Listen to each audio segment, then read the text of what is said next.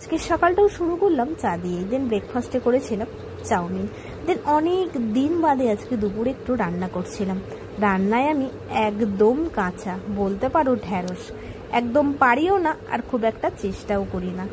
যতবার যা চেষ্টা করেছি সে করতে গেছি এক, হয়ে গেছে আর এক। যাই হোক, আজকে দুপুরে কি মনে হলো, ইচ্ছে হলো বাসন্তী পোলাও আর চিকেন করি। তাই এখানে আমাকে পাশ থেকে বলে বলে দেওয়া হচ্ছিল আর আমি চেষ্টা করছিলাম। তো দেখা যাক শেষ অবধি কেমন কি হয়। আর আমার মতন বাসন্তী পোলাও আর চিকেন খেতে কে কে ভালোবাসো অবশ্যই কমেন্ট করে জানিও। আর সাথে আমার মতন ঢ্যাঁড়স রান্নায় কে কে আছো সেটাও বলো। আর সত্যি কথা বলতে রান্না কিন্তু একটা আর্ট, সবার দ্বারা সবটা সম্ভব নয়, কি তাই না? তো এখানে মোটামুটি পোলাও প্রায় শেষের দিকেই, মানে ভাজা ভাজা হয়েই গেছে। এবার জলটা দিয়ে মোটামুটি 20 মিনিট হয়তো মনে হয় সেদ্ধ হবে, দেন পোলাও রেডি। আর এখানে চিকেনও প্রায় শেষের দিকেই। আর সত্যি কথা বলতে খাবার সময়ের ক্লিপটা আমি নিতেই ভুলে গেছি। আর এই ছিল ফাইনাল লুক।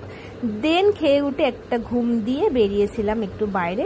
দেন এসে একটু স্যুপ বানিয়েছিলাম, রাতে স্যুপই খেয়েছিলাম। তো চলো আজকের মতো এটুকুই, কাল আবার দেখা।